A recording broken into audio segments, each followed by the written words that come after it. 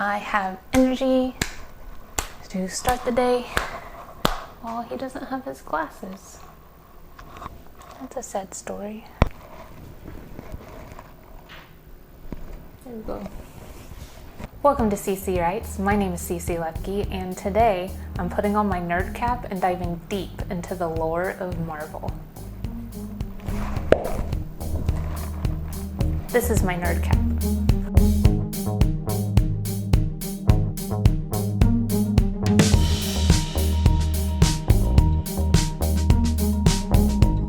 In the last video, I learned everything I could about Spider-Woman, her powers, and her history. This week, I'm taking a deep dive into the timeline, history, and lore of the Marvel Cinematic Universe. I've seen most of the Marvel movies, but I haven't gotten into the extended universe through the television shows that are available.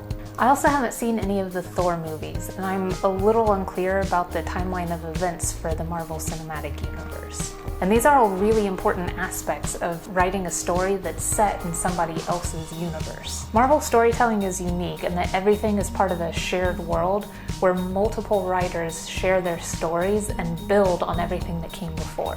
You could say that Marvel is the perfect franchise to choose for a fanfiction because it's already the shared creation of multiple storytellers. I'm excited to see if I can fit my own voice into the larger Marvel universe. So then, let's get started. Back to Wikipedia. So the first thing I want to do is establish a timeline for the Marvel Cinematic Universe. So I want to start with the movies and then I'll build out from there to see what all happens in the stories. The timeline, what that's going to do is it's going to set a precedent for the history of everything that happens, and then it's also going to organize the history a little bit more clearly. So we have Captain America, First Avenger. Okay, so it starts in 1942, and then he sleeps for 70 years at the end of it, which would make it 2012 when he finally comes back. Cool. Okay, let's go to the next Captain America movie. So Winter Soldier is 2 years after the Battle of New York. Okay, and then Civil War. Okay, so it starts in 1991 with Bucky, and goes to what is considered present day, which is 1 year after Ultron. Cool. Let's go with Iron Man and see where he exists within everything. So since it's a present day movie, I'm going to assume that it was set in the year that it was released, which would be 2008. Okay, Iron Man 3 is 7 months after the Battle of New York. So it was released in 2012, and they're not giving a specific date, so I'm going to make the assumption of 2012. Yeah, that makes sense, because the 1942 plus 70 years when he woke up is 2012, so Avengers had to have happened in 2012. Goodness, I'm terrible at this. Now the question is, did Age of Ultron happen before or after? Okay, Civil War is a year after Ultron. So then when did Ultron? I'm gonna go with the assumption of 2015, which makes Ultron in 2016. Because they do seem to be trying to follow the release dates of the movies fairly well with this. Endgame. So it's Avengers Endgame and Infinity War. That's what it is. Wait, yeah, okay. Okay, so this was released in 2017 after the Battle of New York. Do we have that correct? Okay, so this is 8 years after the Battle of New York. I have the Battle of New York set at 2014, or no, at 2012. So this should be set in 2020, if I got my numbers right. I think this one was set in the future. Interesting. Yeah, here it is. Okay, so 2 months after Civil War, but also maybe 2020 for Spider-Man Homecoming. I think they just got the math wrong for everything based on when the guys took everything. But wait, Civil War? Yeah, because this happened after Civil War, right? I feel comfortable with this. Well, but he was 16 then. Now I'm all confused. So I think my estimation of the dates are correct. So I'm going to go ahead and put this in the Marvel timeline section of my chart, and then we'll go from there.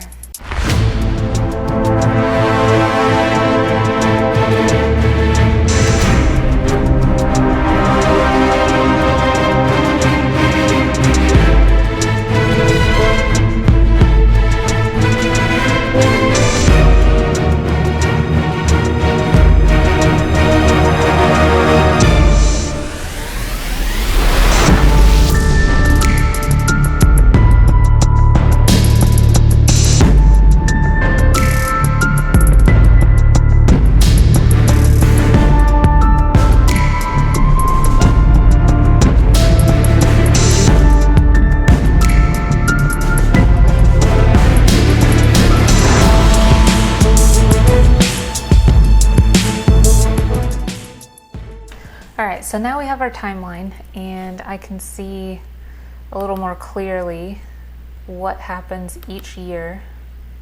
Man, and we thought 2020 was bad. They had like 7 years of just pure chaos, followed by the disappearance of half the people on Earth. I'm wondering if I should include X-Men in this, since I included Deadpool. But X-Men hasn't really largely affected the rest of everything else thus far. It's slightly affected Deadpool. I think I'm just going to leave X-Men out of it for now, at least until something specific happens between them. Okay, so not only does this give me a timeline, it also gives me a detailed history of everything that's happened in the world that affects everything at large. But first, before I really know what directly affects Spider-Woman, I need to know where she fits in on this particular timeline. When she gets out of the genetic accelerator, what I want to happen is I want her to be around maybe age 10-ish. Originally, I was only going to have her in there for 5 years, but I think it might be actually a better idea to have her in there for a much longer time, like the original comic, because the more I think about it, the more fun that idea sounds to me, and the more I can do with her parents in general. Because I think having her parents as a part of everything, but being too old to care for her by the time that she comes out of it, by the time, Hydra rescues her, I'm thinking what would be interesting is if her story actually happens around the same time as Captain America, but she's just a lot younger. And then they place her in the genetic accelerator. Oh man, her parents would be long gone by the time they take her out, wouldn't they? But I want her to be about 25-ish by the time the story happens, and I want the story to happen sort of in this area between Endgame, or between Infinity War and Endgame. I would say that that's a reasonable expectation. It'd be kind of cool if it happened like right as Endgame ends. Like if the ending of her story is right around the same time as everybody comes back. Because I feel like that would be a nice chaotic moment to explore, like right when everybody is going crazy because all the people that they thought were dead, like there might be people who committed suicide because they thought they had lost their loved ones, and then have children come back to no parents. I know that's depressing, but it's a reality that we face in this world. So that would be really interesting to explore. Yeah, I want it to be set in 2023, just before everybody comes back. Okay, so my story is officially set in 2023. That is another thing. I need to make sure that my terminology is accurate for all of this as well, because they do have certain words and turns of phrases that they use, and it's very rich world building, and I want to make sure that I retain that in my story. So then in 2023, she's about 25 years old, so she's been out for about 15 years, 2008. That presents something very interesting, because in 2008 is when Iron Man happens. And so her rescue could actually be a direct response to this iron titan that's, you know, coming up and keeping the peace and fighting crime. So yeah, maybe Iron Man, he's like going around and he's fighting crime and taking out all of these bad guys, and so Hydra wants somebody to sort of pit up against him. And they know of this old experiment, so they're going to go retrieve it so that they can try and, you know, generate superpowers in people, and they end up finding this girl inside. That's fun. She was about 10 years old, and people used to have children a lot younger, so maybe her parents were 18, 19 years old when they had her. So they've been 28, 29 when they put her in the machine. Oh yeah, so they'd be well into their 90s if they had survived, and that's in 2008. Yeah, I think that's what I'm gonna do. I'm gonna put her in the machine, because the way I see it, her entire life will have been drastically affected by the superheroes in the world around her. So maybe it's because of Captain America that they're starting to try and do these experiments to replicate Captain America. And then she ends up getting put in the machine by her parents because she's sick, but they end up getting driven away from the machine, trying to protect her so that she can stay in there and survive, and then get driven away from her and can't go back because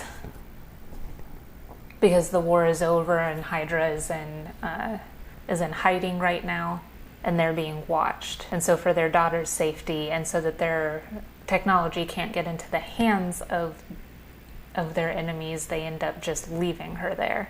And then perhaps years later they would just assume that she had died, because who could survive for that long inside a machine like that? Okay, now I'm gonna copy this and change it over to the Marvel lore page, and from here I'm just going to, instead of putting the movies in, I'm going to put what happens in the movies along the timeline. I kind of feel like Iron Man 2, based on what I just read, isn't as like big as what the first Iron Man felt like. You know, in that one, he was going against terrorists in the Middle East, and, you know, changing his entire life around as he was going for as he was trying to remove people's capacity to use his weapons against the United States. Whereas in this one, it's more of an internal. Well, I mean, the first one was an internal struggle, but this one felt more like just sort of a distraction that happened while he was dying. I don't know. It's not as impressive to me as the first story, I suppose. Okay, so the next thing on the list is Thor. Alright, so in Thor, it seems like the most significant thing that happens for the world at large is just that Thor exists. And I hate saying that. Like, I'm not trying to downplay Thor at all, because I'm sure there are a lot of people who absolutely love Thor, but at least in the understanding of the larger Marvel universe and how it directly affects this character that I'm trying to create, Thor so far isn't playing a huge role. Okay, so now I'm going to look at Iron Man 3. So that one has a few significant events in the world at large. For instance, the president gets kidnapped. Honestly, going through this, I barely remember anything that happened in this movie. It's been such a long time since I've seen it, so I might need to actually go back and rewatch the whole thing, because some of the names of the people and the events that happen is kind of confusing to me, so it might be helpful to have a little bit of a refresher. But the main events I have here, so that's what's most important. Okay, and then immediately after that we have the Avengers. I loved this movie. Okay, so this is where Thor actually comes into play more in the larger world that would actually affect my characters. So probably, I'm guessing from here on, he's going to have a little bit more influence.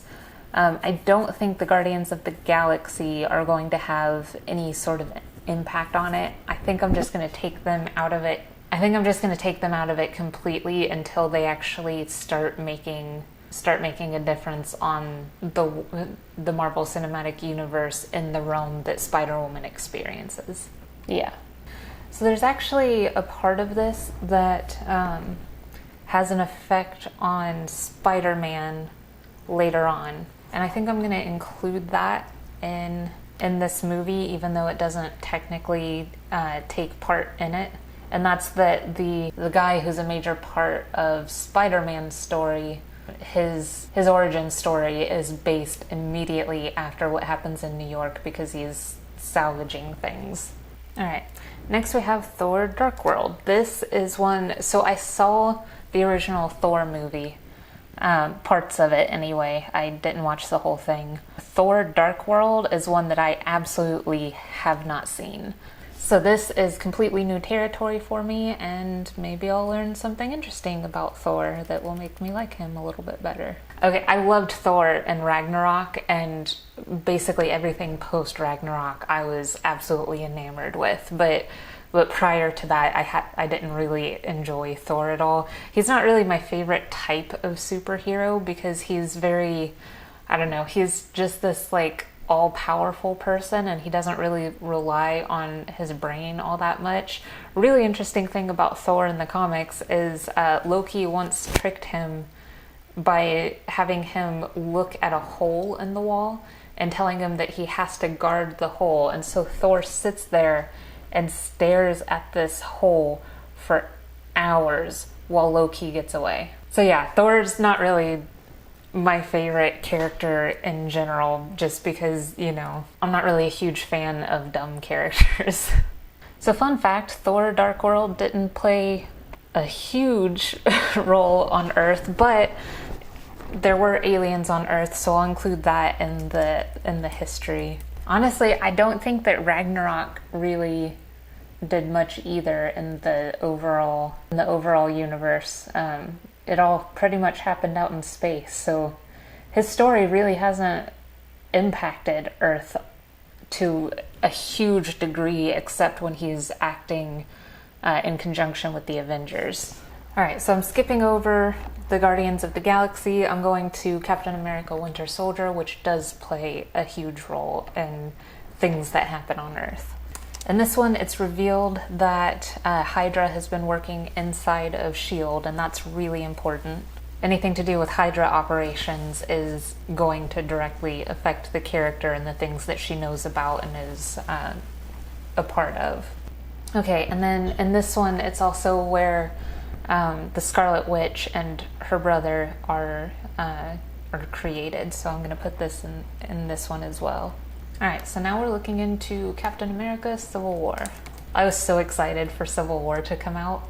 This one, I had actually read the comics previous to it being released, and it's one of my favorite stories, and it's one of the reasons why I love Captain America so much, because he's such a good person, where it's his perspective that what he's doing needs to actually be helping people and not putting them in danger. And he saw revealing the identities of people with superpowers as putting them in danger, because he went through World War II. Like, he saw the internment camps, and he saw people being persecuted because of their birth, and he didn't want that to happen to other people. He didn't want that to happen in America.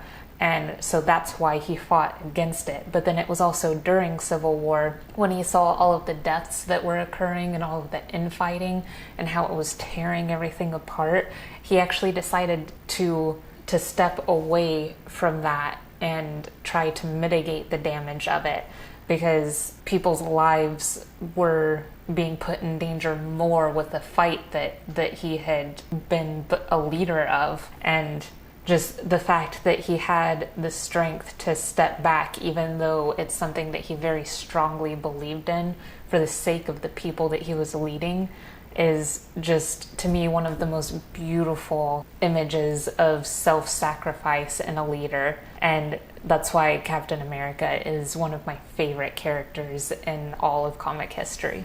But anyway, we're looking at Captain America Civil War.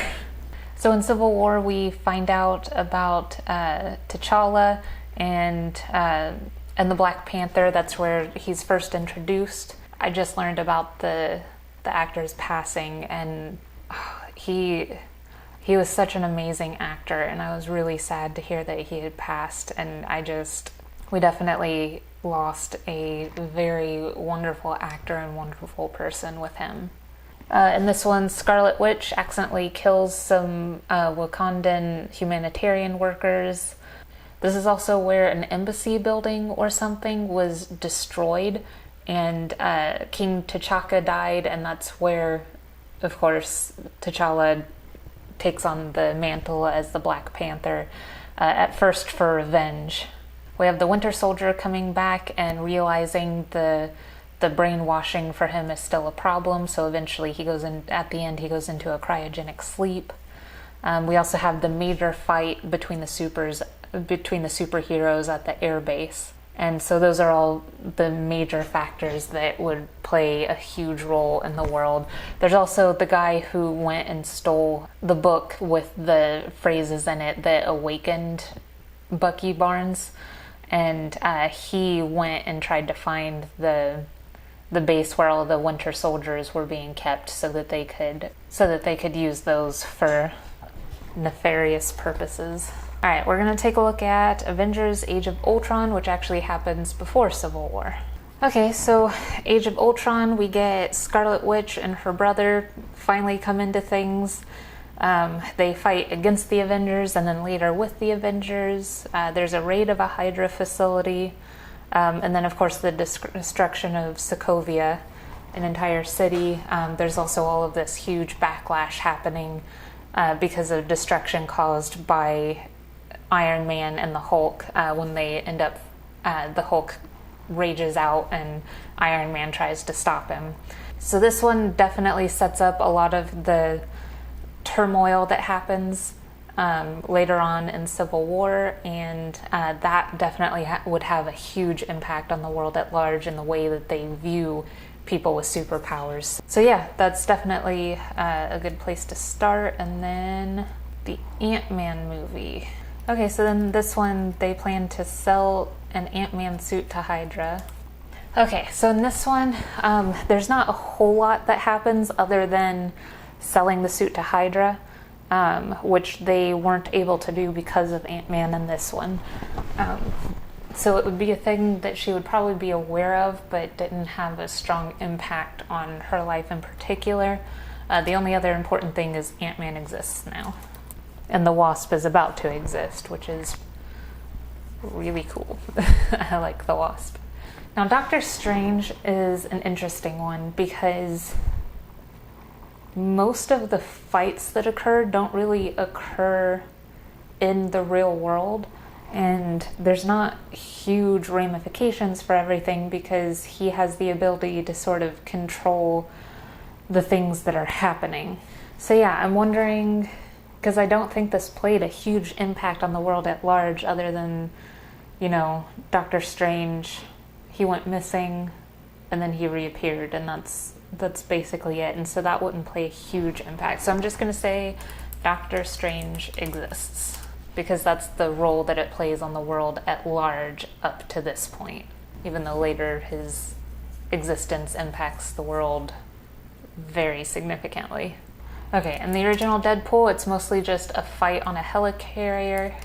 So in Spider-Man, the most significant things that happen is that Spider-Man is already well known in New York City. He's already been active by 2016. There is a villain who's selling these weapons that were developed from alien technology. The Washington Monument explodes and a ferry in New York is torn in half. You could also consider the plane crash near Coney Island when Peter Parker is battling the Vulture at the end of the movie to be a pretty significant event because, nationally most people hear about plane crashes that happen. So other than that, most of the other stuff that happens in it is very Spider-Man specific, very local. mostly things that happen around his classmates or small-time villains doing things that he's interrupting, and that's not really something that would play a major part in the world at large, so I'm gonna leave those out of my history for right now and move on to... So Thor Ragnarok happens, and that's basically the only impact it has on Earth for this story so far. So I'm also going to leave that one out of it because there aren't any major events that occur on Earth other than what happens later on after Infinity War and all the stuff that goes on with that. And so that takes us to Avengers Infinity War.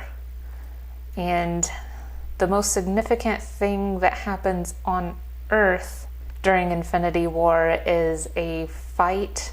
Well, no, the fight against Thanos actually happens on another planet. Okay, so the most significant thing that happens here is the beginning of the blip. Okay, so I think the Black Panther movie... Alright, so one of the most significant things that happens in Black Panther is that the Wakandans, by the end, decide to share their technology with the rest of the world. That's really significant because they have a lot of advances in technology that could potentially affect the rest of the world as Spider-Woman sees it.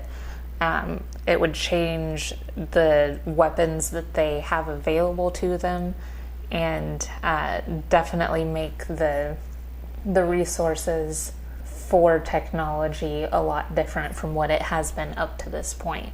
Now the question is whether the snap ended up causing things to change at all for the leaders who remained, if they followed his example and decided to continue sharing their technology and resources, or if with T'Challa gone they decided to seclude themselves. With the respect they have for T'Challa and his leadership, I feel like it's more likely that they would continue sharing, so that's the theory that I'm going to go with for right now.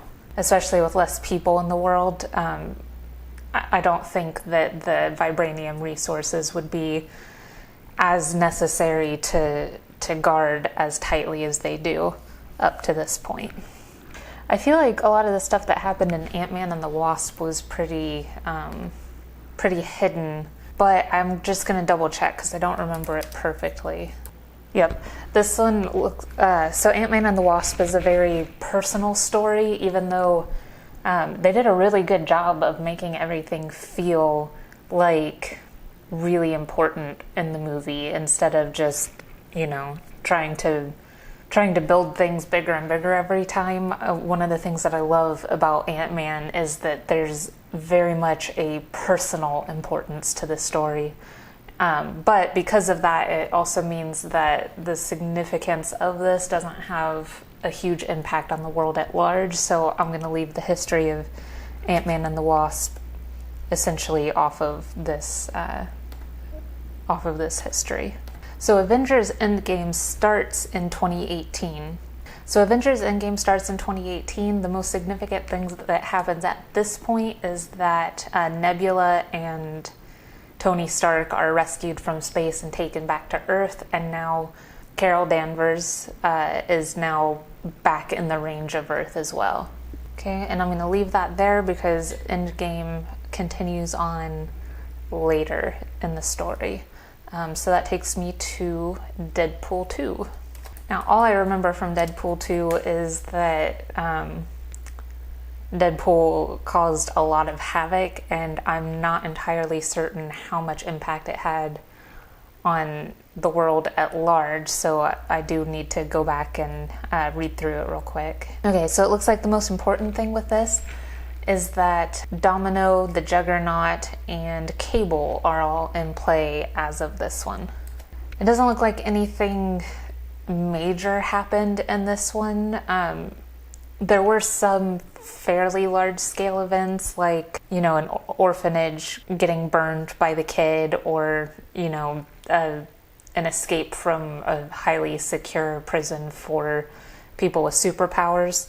But to me, that doesn't say it's going to be largely known throughout the world, so it doesn't play a huge part in world history in the Marvel Universe so far.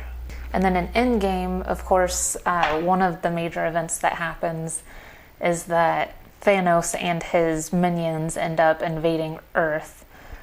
So they end up having to do this huge battle against Thanos and a bunch of evil people up to this point, even though they already killed him once earlier on in the story.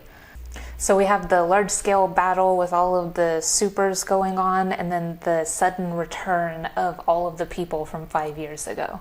And this is the part that I'm super interested in for my story, because what I want to happen is suddenly, in the middle of Spider-Woman's story, extra chaos unfolds because of the blip where everybody comes back. Because I think that'll add a really interesting element and sort of fill a storytelling void that we have, because you don't really see the impact of everything right away after everybody returns. You only see the aftermath when things have started to get under control in Spider-Man Far From Home. Cool, so that gives me a really good idea of all of the history that happens throughout the Marvel Universe, all of the things that my character will know of up to this point in time, and things that might actually affect her directly in the story. Next time we'll look at the Marvel technology, as well as superficially look at the culture in the Marvel Universe. I don't really need to take a huge deep dive into the culture of Marvel, because the history, we already have the history down, and the culture would be very similar to things that already exist here. So mainly what I'm going to look at is the culture of the area that I want the movie to be set. And I think that it would make sense to have it set in England, which is where she's from, and would help keep it at a more minimal scale to start off with, before she can start to come into her own and start to operate on a more global scale. So yeah, but like I said, I will save that for next time, and I think next time we'll be able to, we should be able to get all of that taken care of, pull up some images for reference, and then I will be able to start plotting my story. Figuring out where Spider-Woman fit in the bigger picture of the Marvel Cinematic Universe actually helped me understand my own story a lot better and how I want to write it. It should be really helpful later on. So what was your favorite part of the Marvel Cinematic Universe's history and lore? Tell me about it in the comments. And while you're commenting, don't forget to like, subscribe, and hit the bell so you'll know when the next video comes out. If you want to show your support, you can follow me on Twitter, find my books on Amazon.com, or consider donating to the CC Writes Patreon page. There are links in the description. And as always, thank you for joining me today on my writing adventures in imaginary places. I'll see you later.